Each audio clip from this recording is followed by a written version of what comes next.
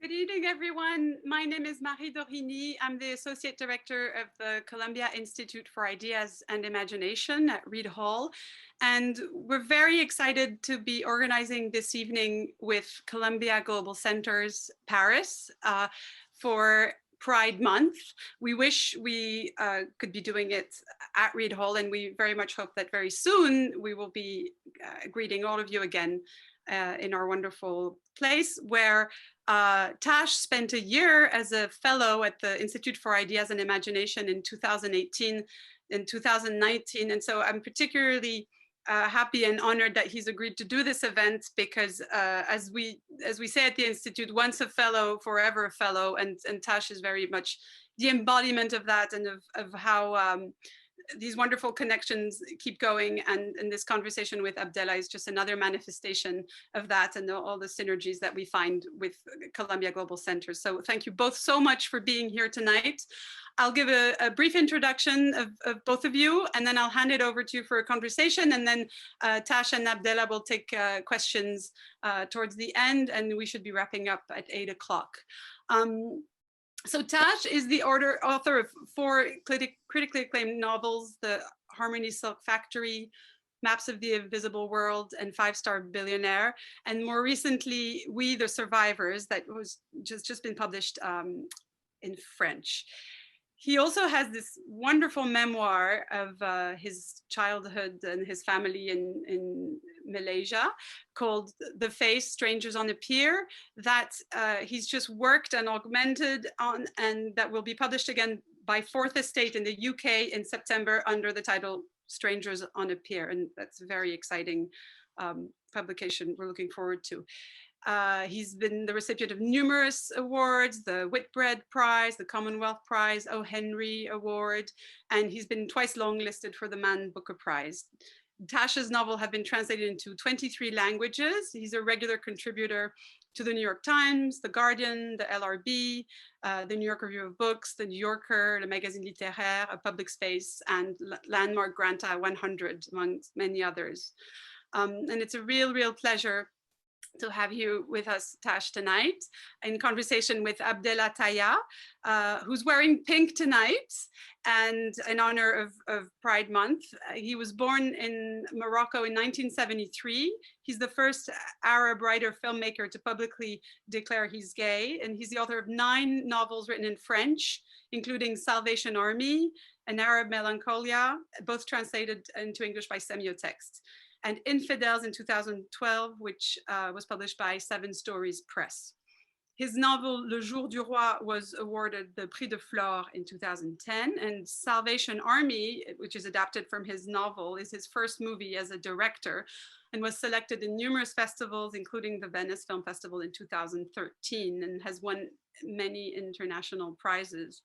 And his novel, A Country for Dying, which came out originally in French in 2015, has been translated into English by 7 Stories Press in 2020 and won the very prestigious PEN America Translation Award. It's a great honor to have you both, and now I'll leave you to your conversation. Thank you very much. Thank you very much. Thank you, Marie. Abdellah, it's such a great, it's a great pleasure and a great honor. I have so many questions to ask you. I'm very selfishly, I guess, sort of asking the first question. When I first discovered your work, what really struck me was how questions of sexual identity, gender identity, but really sexual identity was so tied into the idea of moving from one country to another, one geographical space to another, more specifically from Morocco to the West. And it really sort of resonated with me because that was something I had experienced so much. And in the brief time that we've known each other, we've talked about a lot of this and how the duality of our lives, the non-Western part of our lives and the Western part of our lives sit and kind of sometimes not so happily, sometimes kind of they cohabit peacefully, but often there's a lot of tension. Can you talk to us about how you feel about that. Maybe, you know, just talk to us about how you first came to leave Morocco. Well, bonsoir to all of you, and bonsoir to you, Tash. I'm more than happy to be in conversation with you. I'm more than honored, and we have to give here a big hello to our friend Edouard Louis. He is the one who talked to you about me, and he's the one who talked to me about you. So he's the link between you and me. It's yes, really. He notices that he's here. He's here in the room with us. Yeah, So I think somewhere here with us. He's watching us, I think. He is watching always somewhere around. And in fact, he was the one who, I think I told you, we were in New York at some years ago now together, and he said, I have this friend called Abdellah, you really, really must read his book. And we went to every bookshop, and the only volume we could find back then was Salvation Army. It was in English, and I read that, and I just devoured it, and I was thrilled with it. And that was the book that first sort of, you know, alerted me to, you know, the richness of your story and how you told it with so much nuance. Well, thank you very, very much, Tash. And I just want to answer your first question, because it is weird that, yes, you and me, we are here in the West now, and I've been living here more than 22 years now. But when I decided to leave Morocco, it was not a decision that I took when I was 20 or 25. It's something that I decided when I was 12. And it's not because I hated the country, Morocco itself, or I hated the Moroccan people or the family. Yes, I had, like so many queer people, lots of problems with the family, the neighborhood, etc., etc. But the link with these people and the link with the earth there and the sky there was something that was in me and is still in me. I didn't know about at that time about the idea of being gay as an identity, of even being queer as something, as a category being invented, defined, theories written about so many things in the West. But naturally, I think, because I am gay naturally, whether some people like it or not, we are queer naturally, whether some people like it or not. There is like, we impose our queerness, our gay thing to the world, to the people around us. Yes, we didn't have the political support at that time from the Moroccan government, the rich people to help someone like me or someone like lesbians around me. But I have to admit that coming here in the West didn't change my feeling about being gay or queer, because I don't know, the idea of facing struggles as a human being, although they can be extremely dangerous and you can even die while facing these struggles, it's the fact that you are facing them that makes you somehow, I'm not going to say interesting, but that gives you a taste, and it gives you a meaning to the thing you are going to do later, including the West. Because when I arrived here, and I guess it's the same for you, Tash, it's, yes, the West is the land of freedom, they call it, but it is extremely difficult to find a place, even when you are gay or queer, especially if you are Asian or Arab, if you look Asian like you, and I look Arab like me. So the struggles, the very, very hard struggles as a human being and as a queer gay person in Morocco continued in the West. That's something that I want us to talk about. What do you think? Absolutely. It's how to survive in what is essentially a hostile climate, in a world that actually doesn't naturally accord you any favors, that is structured to favor other people, and not you. And I think, you know, you're right in saying, you know, when you were 12, or maybe even earlier, you don't have the vocabulary, but you have the sentiment, you have this feeling, you have an impulsion.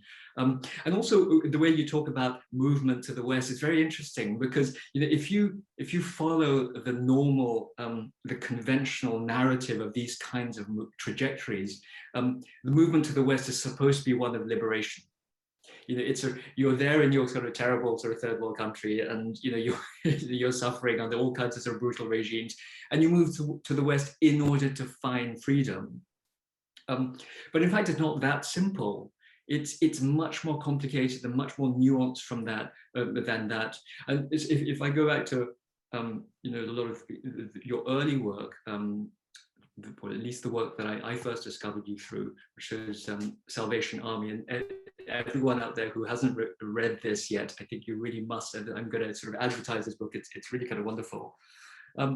You describe kind of, in a very gentle way, it's not explanatory at all, how this transition of the relationship with your home country and with the West takes place. And at no point are you judgmental. So all these notions of love and hate, love and struggle, they're really tied up with each other. So of course we realize that with you, like me, we grow up in family structures which are very conventional. They are geared towards producing a certain result. They're geared towards producing a certain mentality, a certain sort of progression. And the moment you realize that you're not the same, you begin to think about how you can escape the structure, or how you can change the structure. But it doesn't change the love that you have for that structure, even though that love is sometimes bound up with a lot of resentment and a lot of struggle. How do you free yourself from that? And you're right, that's something you take to the new country. I mean, for me, I have to say that sexuality and sexual identity was very much tied up, is something that is very much tied up with the state of being an immigrant. The two things go hand in hand for me, because even, and I'm not sure sort of what the position is exactly in Morocco, but in Malaysia, it's more complicated, and perhaps not the time to go into the complexities of Malaysian society. But because I'm an ethnic minority, before I even knew about queer identity, I knew about immigrant identity. I knew about the insults that were handed out to people of my ethnicity, people who were minorities, who handed out to my parents and my grandparents. I could see the kind of the insults they were suffering. So I knew, even before I knew anything about being queer, I knew about being excluded. I knew about operating on the margins in a country that actually for the first few years, I had absolutely no idea of being different. I just thought I was exactly the same as every single other person. And that the land, you mentioned earlier, the attachment to the land, to the sky. In Malay, we describe the country as Tanah Air, which is literally the very soil and the water and everything around it. I have this, like you, a very deep attachment to the physical attributes of the country, and I really felt that they belonged to me as much as they belonged to everyone else. And it wasn't until much later that I realized that actually, no matter how I felt, the rest of society didn't deem this to be true. And if the government certainly didn't deem it to be true. And so ideas of resentment start to sort of entwine themselves with ideas of love. And so the two are never separate. For me, it never involved a kind of a rejection. I could never bring myself to reject anything or anyone, and certainly I still can't. After years of primarily living abroad, I can't still bring myself to reject Malaysia in any way, and that was something I felt I could identify in your work.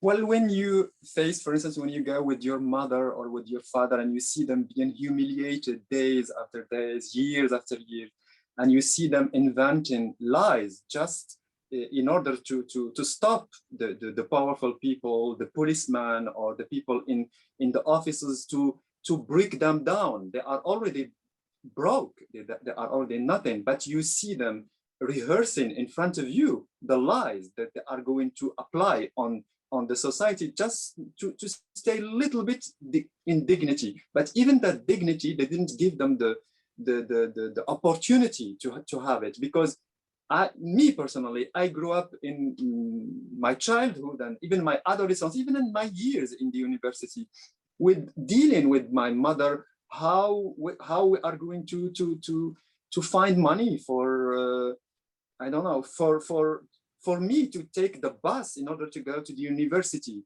And if your shoes are not well enough and people are laughing at you because you don't have the right shoes, because you are going to Rabat and it's the capital, and the people, they look at you in a certain way because they see you are poor and you have shoes with holes, and you go to Rabat with holes because there is something else. So what I want here to emphasize is the being gay cannot be it cannot be have the same taste without bringing all these other people struggling with me, next to me. So yes, of course, for people like you and me, they couldn't save us from the insults, from the spitting, from the rapes in my case. But at the same time, although I hated them, my parents and my sisters and so many people in the neighborhood, I hated them and I wanted them to die.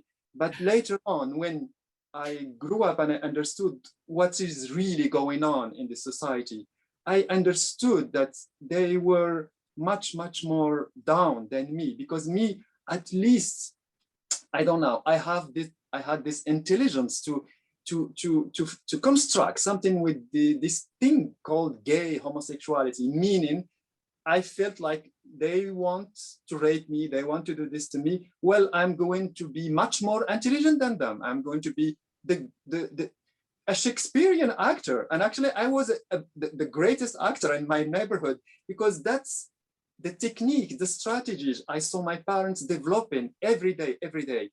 And me today, 47 years old man writer, I will never, and I think this is very important to say here in the West, because from someone like me, and I guess maybe from someone like you too, especially an Arab like me, Muslim, there is a certain discourse expected. There is a certain way that I have to put in myself in order to be accepted and celebrated as the gay Arab, the free gay Arab, meaning that my parents and the poor people in Morocco, they are only savages who don't understand what does it mean freedom and what does it mean emancipation, which is totally false, of course.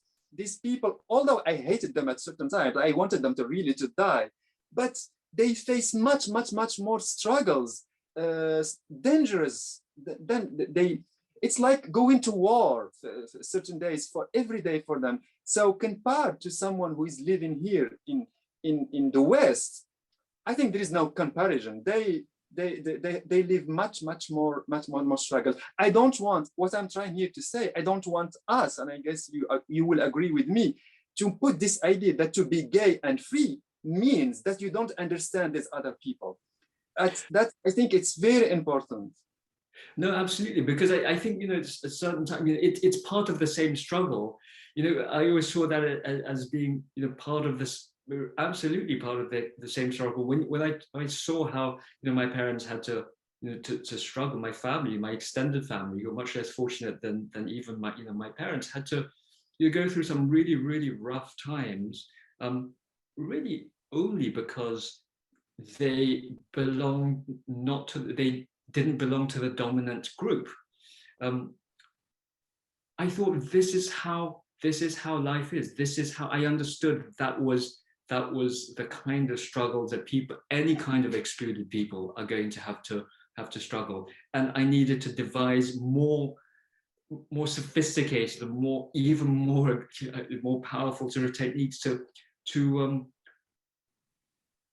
arm that struggle. And in my case, it was books. It was, developing an imagination that that would lead me to different circumstances so that I could somehow reshape the circumstances of my youth. And all that I see as sort of, bound up in one. And I think you're right. It's absolutely not, I don't see a rejection of my origins, my family, my country, as being necessary to lead the life I am now. And I really do find it sort of, I do find it quite insulting sometimes when people, particularly sort of a certain kind of Western thought, enforces on you the necessity to do that in order to stake your place in Western society, in Western intellectual society. And that somehow, first, if you think about the hierarchy of nations and the hierarchy of cultures, Western societies insist on they create a certain hierarchy based on financial wealth, based on economic wealth, and then it's based on cultural sophistication. It's based on certain ideas of freedom. But because those ideas of freedom can't be applied equally to my family, for example, who don't enjoy freedom in the same way, you can't have that. You can't have notions of freedom in the same way. They've had to fight so much more than so many other people in different countries. And so for me, I can't, queer identity is not separate from, being an immigrant. It's not separate from being Chinese. It's the same. And do you remember the first time you decided that one day you are going to leave? Like the moment? There was never a one moment for me. What I wanted to do was to go to somewhere else where the pressures and the structure around me would be more favorable to a kind of reinvention. Would be more favorable to my struggle. It would be another kind of way that I could achieve a certain sort of equilibrium, achieve a certain sort of equality, not just for me, but all the people I represent, all the people, my parents, my family. And those were not things that I felt at that point in time I could achieve back in Malaysia. If I'm really honest, I think actually that moment came very, very, very, very late. So in my late teens, so comparatively late, when you compare it with you, because for the longest time I just wanted to be like everyone else. I really, really just thought I was like everyone else. I didn't feel I had any other identity that wasn't the same as the rest of heteronormative Malaysian society. I really just wanted to fit in. But it does get to a point where you think, actually, you can try as much as you want, but this society is not structured to make it easy for you. So if you want to restructure yourself, you have to sort of go somewhere else where you can be totally kind of invisible, and actually you can allow all the various parts of yourself to sort of fracture and recompose in a way that is totally different, which is stronger, which is more resilient, which is more attuned to struggle, which is more attuned to combat, as it were. I mean, it's I use the word combat not lightly, because you are having to fight a lot of these prejudices. You are having to fight a lot of political structures, cultural structures. It is, it was in my case, and it is still in many occasions, a combat. It is. And when you arrived here in the West, it was in London, right? Yeah. So did you feel like, or did you enjoy maybe in the beginning what we call la liberté occidentale, the Western freedom? And what does that mean? I didn't experience it as something distinct. All I felt was a difference that would allow me to be anonymous and to allow me to sort of to recompose myself, to reinvent myself. that's what I want. That's what I wanted. And that I felt very powerfully. I didn't feel that as a liberation. I didn't feel it particularly, people always, when you don't live in a certain country and you see it from the outside, and I nowadays I have a tendency to do this. You always see the official structures. So you'll see, like, and people will read in Malaysia that there is officially no freedom of speech, and there is officially a country that deems homosexuality to be illegal. But actually, when you're in that country, you'll see that actually Malaysians are very argumentative. They will say everything, and you see that there are LGBTQ plus people living, finding a way to live. And so for me, that it wasn't so much a question of liberty. It was a question of liberty insofar as being able to say what you want to say, or being able to write what you want to write. But it was a kind of an anonymity, a liberty that comes from anonymity, comes from being far from where you've grown up, and far from the things that make you who you are. For you to realize that actually, do those things make me what I am? And it's a start of a long process of questioning to understand what the things are that make you who you are. That's certainly true in my case. And I felt I had to make that journey in order to sort of understand that actually there are lots of parts of me that are so formed by are so shaped by my upbringing, so shaped by my country, so shaped by my culture, and those things would never change. But other parts, are things that I've learned. I've learned certain habits, and I've acquired certain habits. We all do that. We just repeat things that are said to us. We repeat things that people around us say, and those are things I was more able to sort of dispense with when I came to Britain. I remember when we first met in Paris, and I don't know Paris so well, and I got lost in the metro, and I took the train in the wrong direction. I was very, very late, and I met that's like sort of half an hour late, which in Western terms is terrible. And I said to you, I'm really so sorry, because it's this cliche that a stereotype that it's kind of a running joke amongst Malaysians that we're always late. And I said, I'm sorry, I'm so Malaysian, I'm so sorry to be late. And you said, don't worry, I'm an Arab, I don't care. And it was this wonderful meeting of two kind of outsiders in a space which, we've kind of recreated for each other. Yes. Well, listening to you talking about your own experience makes me realize that maybe I have reached that level of freedom here in the West. And I'm going to tell you why. Because of this construction of lies, of fictions of us that we had to do in Morocco with my family in order just to stay safe and to have something to eat during many, many years.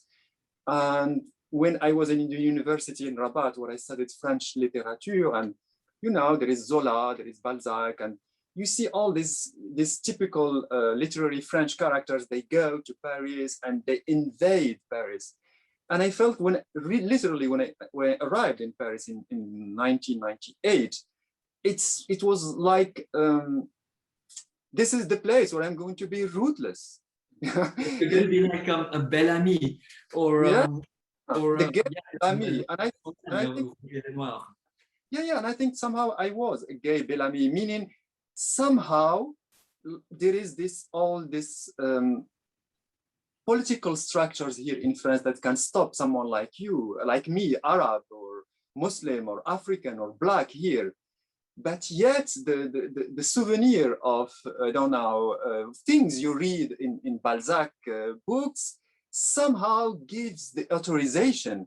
So whatever they would say, these people representing the power in France and the social classes in Paris, specifically Paris, I remember clearly that I was not afraid of Paris, and I was not afraid of the neighborhood with the publishing houses are in Paris. And I remember I used to go to walk there, and I kept thinking, what fictions, like how to seduce them, what strategies I should I should have. In Morocco, I was totally aware of that my strategies will not work because the social classes are much more ruthless, like that, much more dangerous. They you look poor, you don't exist. You look rich, you do. You and I don't come from that kind of class of people, you know, the small class of people for whom things are possible, that you can just walk into any space and obtain what you want. So, you know, we have to sort of find that somewhere else. Exactly, and I think this is maybe that's what defines to be gay. This idea that maybe you had miserable years with people not understanding you, and rapes, in my case, like rapes during many years of the neighborhood, and people knew and they did nothing, etc. But still, this little thing in you, gay thing, makes you develop a certain way of survival and a certain way of intelligence. And that intelligence, maybe you could associate it immediately of seduction, how to seduce people. How, meaning, it's like when you want people not to harm you, you just invade them with sweet words, with prayers. That's what the strategy actually of my mother. And thank God, my mother now is dead, but her strategies were good, and I'm using them. I used them in Paris, and I used them when I arrived in order, because I don't think people do realize how much it is hard just to have papers here in the West. Because yes, you are gay and you want to be free in the West, etc., etc. But the reality of it, and it is very harsh, very hard. You are being asked to prove almost every day or every year something that you are incapable of proving. So you have to invent another fiction. You have to find people who will help you. You have to find someone who gave you this paper and that paper. And me, these little things that maybe this part of the story of us that maybe some people are not interested in, these details, these fights, these days and nights of me thinking, how am I going to seduce that guy? And what I am going to tell him, and how in order to get that, because otherwise they are going to take me away from France. And I want to be in France because I had a plan. Somehow, all these things are being associated to the experience of being gay in the West, meaning that we know, because we lived it, that somehow this thing called the freedom, emancipation, unfortunately, can be only a slogan, something you hear like a commercials on TV, but the reality, what you do, I don't know, like even the bad persona of you that you have to bring just in order to survive. I am extremely interested in these things of how the people make it. Yeah, no, the mechanics of survival, the details of survival are very interesting. I mean, I agree, because, you know, when you talk about seduction, it's like what you're talking about is not necessarily carnal seduction, which you know obviously is one thing. You're actually talking about like literally seduction on every single minute level. Yes. About how to say hello to someone when you go into a shop, how to sort of make them, you know, make them understand that you're not a threat, how to make them understand that that they shouldn't call security, how to make them understand that you're not trying to break into your into their house or break into their car. And yet, while doing all these things, you not to be depressed because you are facing all these rejections coming out from like these micro rejections, like you see them, like you are experiencing them, and you know that there are not that many people that you will listen to you when you say all these detailed experiences of you trying to make it in Paris or in London. And I think the mechanism and the strength you find in yourself, or you invent in yourself, actually, it's about invention, not even, because I don't think I am that strong, or you are teeny tiny. When I met you, you are teeny tiny. I am so just for the avoidance of doubt, I'm 5'8", so if I 1 meter, well, you are very frail. But okay, not tall. That's now, let's say you are very frail, like and you like when we see you, we don't imagine the strength someone in the street. And I think it was the same for me when I arrived here. But yet you have to invent that strength and to face, while trying to prove that you Yeah, are. people always imagine that people like you and me are going to be very kind of frail, but in fact, you know, our trajectories, our parcours, are, yeah, involve, you know, a lot of survival mechanisms which, you know, we've had to devise, and it is something that, you know, you once said to me that you now don't even have to think about it. Your body just responds to the situation. Your mouth responds to the situation. Your words respond to the situation, and that's absolutely true. You know, you go into a shop and you want to buy something, or you want to look at something, and you know someone is the shopkeeper is hostile to you. You're already adapting the way you talk. You're already adapting, you know, in order to get what you want, in order to sort of be served, in order to, you know, get a table in the restaurant, in order to get this or that or the other. And, you know, that's before you even come to, you know, having papers, or, you know, or having anything, having a publishing contract, you know, having you know, yeah, no, absolutely. I mean, and doing book reading. You have to be that.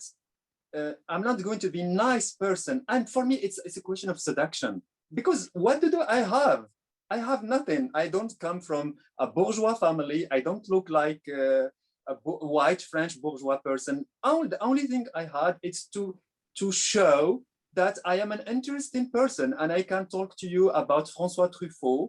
And if you want, we can even talk about Wim Wenders if you want. And the fact, and what is really maybe we can also talk about Nicki Minaj, which we will have to do later. Have to talk about Nicki Minaj. Look, I mean, you see clearly that when you pronounce this name, Wim Wenders, when you pronounce the name of, I don't know, Jean-Luc Godard or something, you see clearly in the eyes of the people, he must be a good Arab. This Arab or this person is not like the others. And yet, talk to me. That is a good point now to talk about something that we've talked about, which we've sort of become very frustrated about, which is this idea of authenticity. So what is a good Arab? You know, more than what is a good Arab? What is a real Arab? So or what is a good Asian? It's the same. Well, exactly. But that's what people say. You know, that there's supposed to be somehow. So if you talk about in the literary space, you know, a good Asian, a real Asian. Not, and forget the good Asian, a real authentic Asian. So this idea of authenticity, how to be authentically Asian, how to be authentically Arab, how to be authentically gay, is something that that really is only applied in one sense. No one says, you know, how are you, you know, authentically British? No one says how are you authentically German, because the standard is assumed to be white middle class. And kind of averagely educated. Whereas if you're to be authentically Asian, you have to adhere to a certain kind of a hymn sheet, a certain kind of parole. You have to adhere to a certain kind of you have to write about a certain thing. You have to write about things that are, you know, are very earnest. You have to sort of reject the idea of the complexity and the multiplicity of life in Asia, and to reduce it to one kind of thing, which is basically, you know, people are poor and suffering, not that they're resilient and also poor, but resilient, and that the idea of liberation is sort of attached to, you know, Western bourgeoisie. That is, I think, in the literary space, what being Asian means. You have to talk a lot about rituals, and you have to talk a lot about customs. And, you know, in the introduction, Marie Dorigny mentioned the essay I wrote, which is sort of a celebration, a sort of homage to my family, my parents, my grandparents. And one of the things I talk about in the book is how my grandmother taught me the tools of survival, how to sort of, you know, it's the absorption of the insults and using the insults to make something stronger. Yes. And when I think back to all the tools she gave me with, you know, all the things that I could see her absorbing and and resisting. That's what she gave me. She gave me the tools to survive in a hostile place. So now, to be authentically Asian, what I feel I'm required to do is to write about all the kind of the little customs, the traditions that she taught me, how to pray, how to worship my ancestors, how to make little cakes during the festivals, how to clean the house in a certain way, in a certain sort of ceremonial way, how to dress, or things that come from, I don't know, Chinese myths or legends. Except she taught me none of that. My parents taught me none of that because, you know what, they were too busy surviving. They were too busy fighting. They were too busy earning money. They were too busy just trying to live. And so actually, that's what I learned from them. I learned to be resilient, and that's what I find, is my model of authenticity. And so I was just interested to know what you felt about yours. Well, listening to you speaking Tash, the word I have in my mind is this, le mot universel, the universal. And I don't know, sometimes this word seems just like an insult.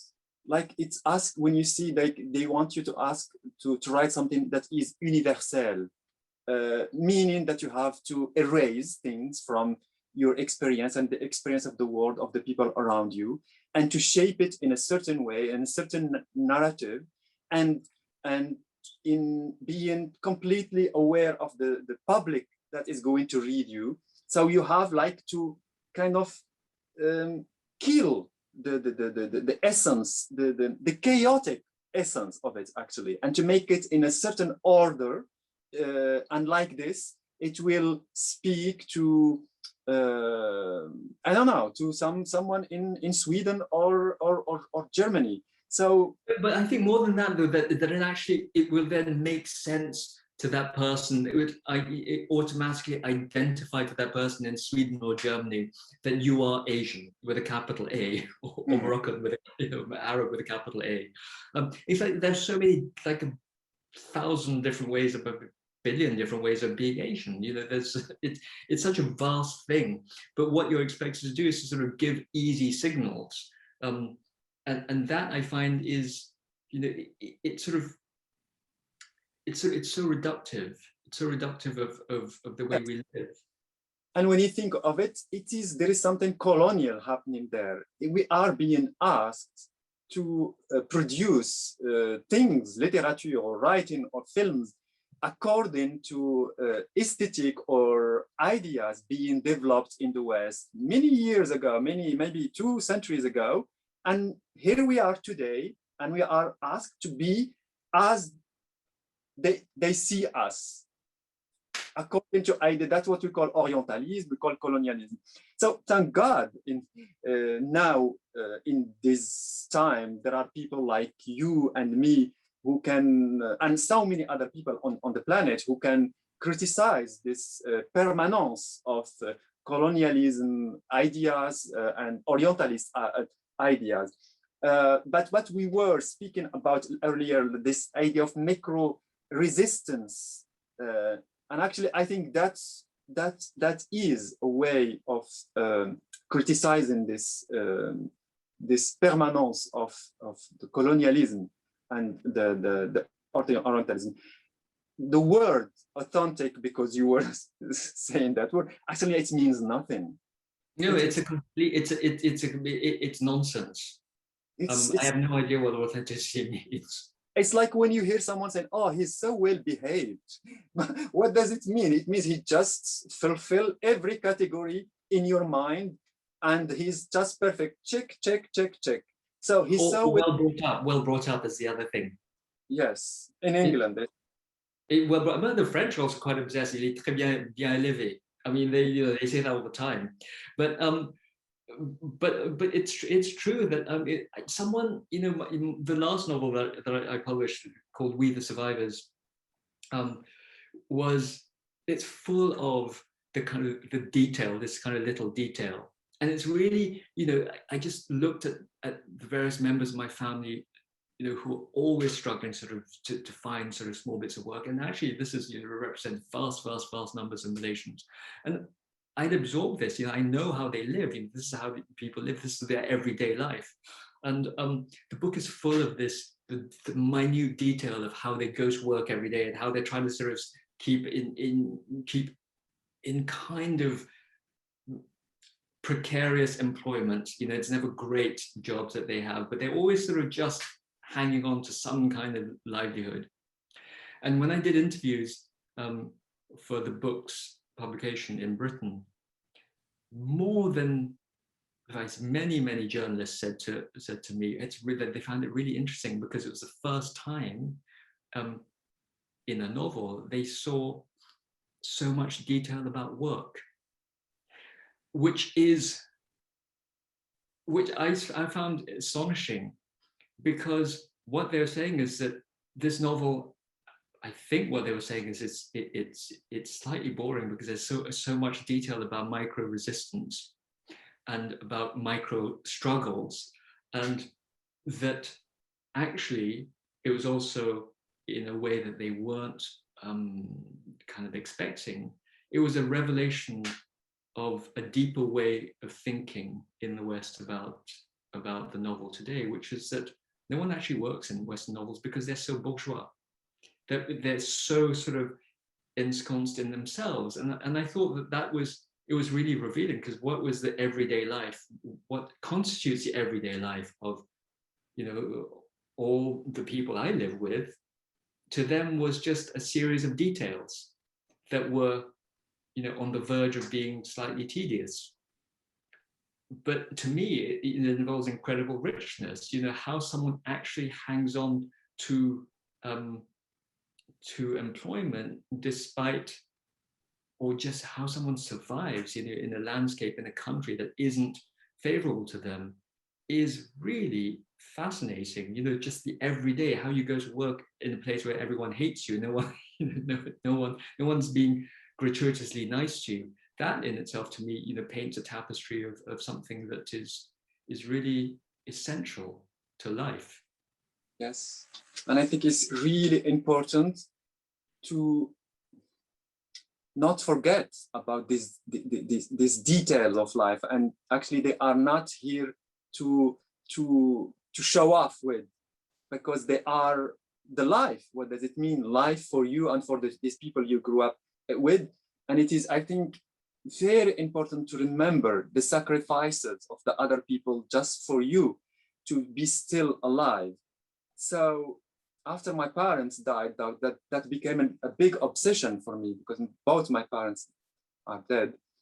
And suddenly I started to feel ashamed of myself, because, for instance, my mother, when I arrived here in France, I didn't call her during many months, and maybe I didn't go to see her during 5 years or something like that. And 5 years later, she died. And I felt so much ashamed, like I felt like a criminal.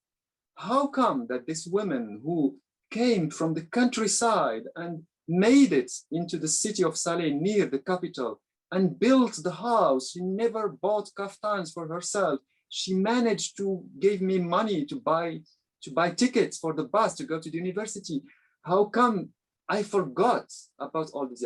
What does it mean to be free and to feel the urgency to emancipate yourself, myself, but at the same time forgetting about some other people, what the other people did only for you to stay alive? Yes, they didn't understand what does it mean to be gay, what does it mean to, because at that time there was no one speaking about these things. And people today, they forget that in the 70s and the 80s, even here in the West, even on TV, there was no representation. Actually, even today, let's be honest. Let's. And yet, when we speak about us, when I am asked to speak about me and people like me coming from Morocco and Arab Muslim world, somehow I'm being asked to say that these people, they were only the barriers for me, which is not true. I feel that this idea to be free while forgetting about these people, the struggles again, and what they did literally for you. It's so sad. It is really so sad. And I would even say there is something even criminal there, because my sisters and my mother, yes, they don't have the same ideas as me, but that's not a problem. They don't have the vocabulary, they don't have the same education, they don't have the same, so much of what we say and actually what we think is learned. We didn't just naturally become writers, we learned how to do it. We didn't, the whole thing about queer identity is that, of course, it's natural, as we said, right at the start, it's something, you feel, but you also have to learn how to talk about it. You also learn how to experience it. You have to learn how to live with it. And, if you grow up in a small town, and this is what I feel about, there is a lot of judgment about certain kinds of people, meted out by the cultural bourgeoisie, which is essentially urban-based and very highly educated, on other people, who live in the countryside, who come from different kinds of backgrounds, and how these people, I suppose, instinctively understand identities that they have had very little experience of, and certainly have had no, vocabulary to deal with. How are they supposed to do it? But it doesn't absolutely, you're right, what we can't separate, which is what we've been saying all throughout this hour, is that we cannot be called to judge those people, because has a real sacrifice. Real sacrifice has taken place for us to be able to express all these other sides of ourselves. So yes, we are not going to be the traitors we are expected to be. It's impossible. I think it's impossible. It's impossible for me in so many different ways. And it comes from that, I think, that very strong attachment you first talked about. About the attachment to the land, to the earth, to the air, to the family, and those things are not. We don't talk about them with nostalgia. The family structure, the national structure, the nation, every way society is structured, these are not things that naturally favor queer people. Not now. Yeah. Yes. Every day I used to see my mother up in the morning. She used to wake up because she's coming from the countryside, so she used to wake up very early. And she used to open the windows, and she speaks to the sky.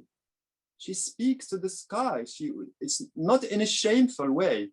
She speaks to God, to Allah. She invents words. And then she would invite the ones who are already up to come with her. And she puts us around her arms. And we were all speaking to the sky. And I mean, I will never have, I think, the courage to do this. I will feel ridiculous. I would not even have enough energy or talent to do it. But it's one of the ways that she found to create a moment of closeness, a moment of beauty, and yes, in a life that is quite bleak. Yeah, and that's talent. That's something that we should value. And I would even say that maybe to be a writer and to have the voice as a writer is not only something that is in me alone.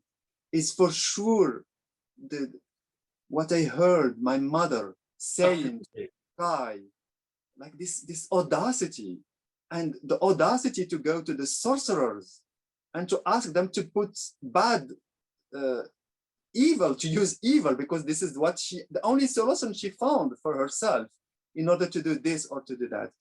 So this is only, again, just examples of how people resist, and their resistance are as grand, maybe that it's much more grand than ours. That's what I feel. Yeah, no, absolutely, I agree. Abdellah, I think we have a few minutes for questions. I just hadn't noticed them at the bottom of the screen. I feel I'm speaking only for 5 minutes. Yeah, no, I just, as usual, when you and I get together, there's so much to talk about. Okay, first question is, what would you both say today to your younger selves who are navigating how to deal with their homosexuality / queerness? Ooh la la. Well, well, try not to hate too much. Whatever. I know this is hard to yeah, because there was a time where I hated everything there, and I think I didn't see so many things. And I think in life we have to help each other in a certain way. It's not only about me as an individual, free. It's mostly about others. It's mostly about the others. Yeah, I would say have the. I don't know, because in some ways I still feel I'm my younger self. So I still feel I'm just a continuation of my younger self. But I guess I would say, I always recognized it. I always recognized the fact that it wasn't going to be easy, and that the structures around me were going to make it difficult. But I also, at the same time, strangely enough, felt that there was something inherently wonderful about being queer, about just being different. Yes, there is this thing that comes with being queer, is not to be afraid of the danger. And absolutely, that's something I think I wish I had sort of embraced more. This idea of joy, because traditionally, if you think of the traditional narrative about queerness, is that it's something, it's a cause of anguish and agony. But actually, a lot of people do instinctively locate a lot of joy. And I know also, for a lot of people, it is a sort of anguish, and people experience it differently, and often it's very mixed. But I would say there is, joy associated with it. And yeah, but when I say the danger, I don't want the people to understand. I mean this idea to be adventurous, and not to be living a source of liberation. Yes, meaning even at a very early age. Yeah, meaning even in the daily life, when you go out in the city, and where you walk, where you go, and how you look to the people, and how you can construct things only with eyes with the people, and you can leave stories of love and sex and other things, maybe not even sex, and you are not afraid to go there. Yes, you know that the world is not made structured for someone like you, but yet this is something that is really fascinating to me. But yet you want to go. You have that willing to go and go. You don't stay home. This is something that is really fascinating, and I hope with the times we are living today, it will not disappear, because somehow to be human is to be adventurous and not to stay in one place. Absolutely. I think we're running out of time, but I think we need, there's one more question we can do. There are actually many, and for all who've asked questions, well, I'm really, really sorry. It's our fault for talking too much. But let's answer one more question. Was writing a therapeutic exercise for you to come to terms with your identity? For me, no. For me, it's, I don't know how to say this. I don't want to be desperate, but to write, it's not something easy first. It takes a long time to produce one book. And to produce that book, it takes you to go to some dark places in your mind and in your body. And it feels like, to me, it's like, in order to create something that looks like free in the way you write about it, not in the story of an emancipation or freedom, because the people, they make there is a confusion here. People, they take, well, let's be free in this book, but the freedom is in the way you write, and you do things. So no, the writing, the more I write, the deeper I am, the darker things are. But still, I can dance and I can listen to Nicki Minaj, and I love Nicki Minaj, and I dance every day. I guess it's the same for you, maybe, Tash. Yeah, I mean, no, it's true. I mean, I don't know. It's not a therapy. It's not therapy. I don't think your writing is not a therapeutic exercise for me in any way. Whether it's to do with my identity, in any kind of identity. It's sort of, writing is a vocation for me. It's a sort of a job, and it's I don't absolutely see it. I don't see it as therapy in any way. I'm afraid, I think we're being told to sort of wrap up now. So thank you both so much. And this is entre Tash et moi, but I hope also between Abdellah and me, when we get to know each other. You forgot to mention Rihanna. Ah, yes. Yes, no, Rihanna. Okay. I mean, it's true. We have to have a whole session on Nicki Minaj and Rihanna. Okay, good. Well, that'll be big obsession right now is Nicki Minaj. Okay. It is good. Well, like she's the meaning of life right now for me. Well, that will be the subject of our next conversation. It did really feel like it lasted for 5 minutes. Thank you both so much. I wish we could take this to a terrace or in our Read Hall garden, but soon we will. So keep yourself posted on our events at the Global Centers and at the Institute and everything that goes on at Read Hall. Thank you both so much. Thank you also to Joël Tebet, Sinead McCausland, Michael Kovalik-Serafin, and James Allen for all their help. And most of all, to Tash and Abdellah and all of you who joined us tonight. Goodbye.